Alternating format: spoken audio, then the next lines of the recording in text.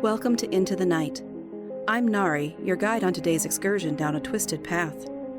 Be careful not to get lost. Be it dark or light, it's easy to lose your way. Are you ready? Then let's begin.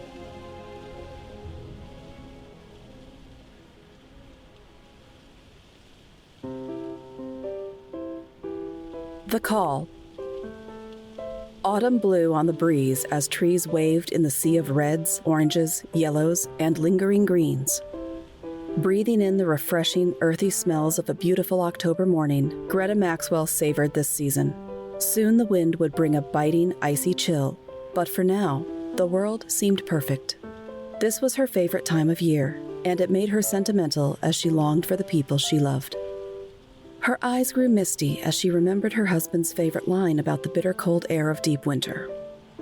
"It smells like Canada out there," he would say, breathing the crisp air into his lungs. Oh, how she missed him. He would return one day. For now, she relied on her own gumption and wits to make it through the days. She never regretted choosing him above all other men, even with the prolonged separations they endured, and she knew their chance meeting had changed the course of her life. He saved her, and that wasn't something Greta was used to. She'd always been the one to save herself. Her brother's absence also caused tears to well in her eyes. Yes, it was her choice to leave their homeland of Germany, but weekly phone calls with him just weren't enough on some days. This was one of those days. Memories flooded back, and she found herself lost in those long-ago days of childhood.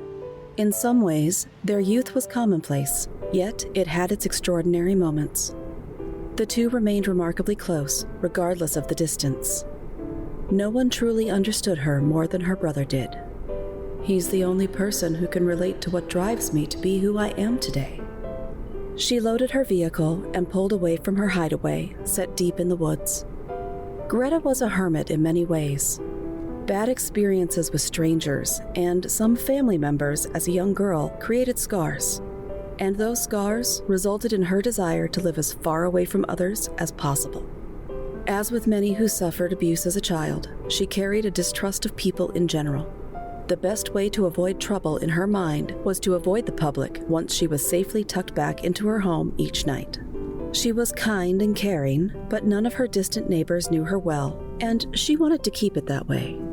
No one was welcome at her house unless invited, and few were invited. Ironically, at work, everyone described her as a people person. She loved to make others laugh, and she eased their burdens whenever possible. People turned to Greta for moral support when they felt down. Somehow, she empathized with them, no matter their struggle. A heart like that was born of survival. She'd suffered hardships few knew of. Greta refused to make herself the center of conversations. No, she was there to give aid and comfort to others. She fiercely guarded her own sadness and worries. For several years, as long as anyone could remember, she taught literature at a school in the neighboring county. Watching fine writing impact young minds was one of the most rewarding aspects of her job, and she was quite attached to her school.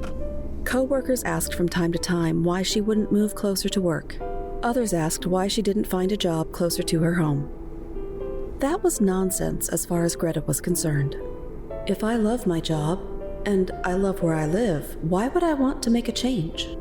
Her lengthy commute gave her time to prepare for the day ahead in the mornings and to unwind from a stressful day in the evenings. What was time anyway?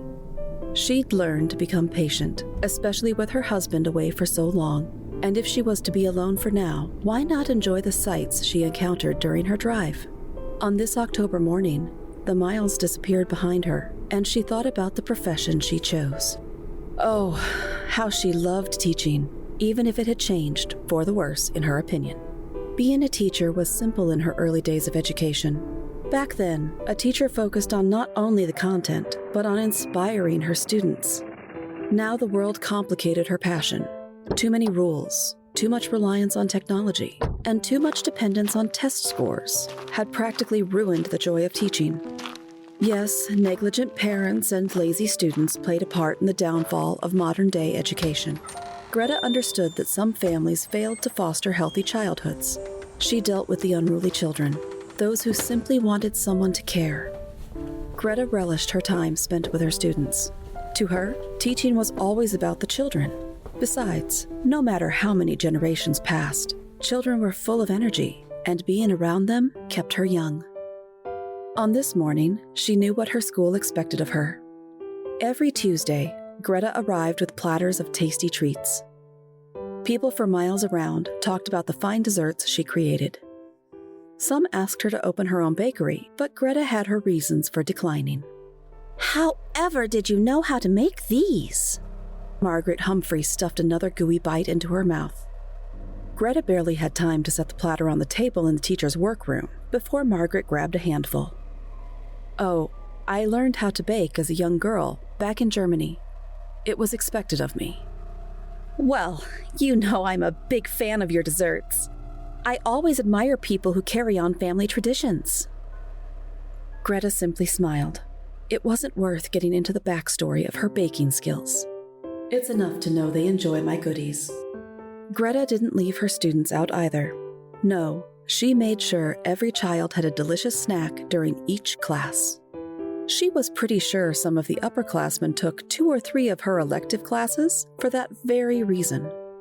Double and triple dipping her pastries was okay as far as Greta was concerned. It made the children happy, and if it got them to take more literature courses, then all the better. Greta baked for one reason only. She believed in turning bad experiences into positive ones.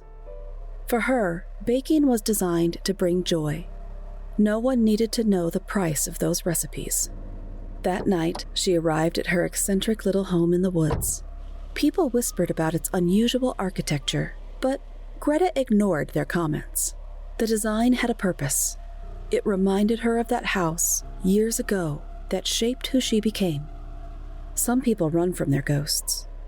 Others embrace them, and Greta chose to embrace hers.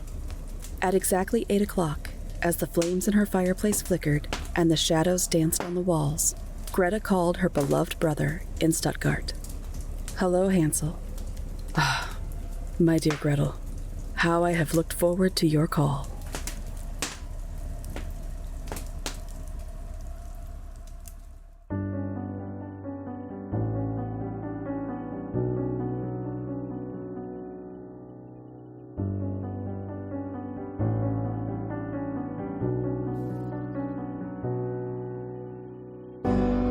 Thank you for joining me for Into the Night, an anthology series written by Caroline Giammanco, narrated and produced by Nari, with music created by Alex Sexton.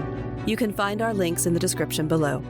Into the Night is available on your favorite podcast directory, so be sure to subscribe and follow so you never miss an episode. Make sure you leave us a 5-star review, as it really does help new excursionists to find their way here. Share with any of your friends who you think would like to join us. Also, stop by and say hi sometime. We're on Twitter at Into the Night Pod or by email at itnanthology@gmail.com. I'll see you next time.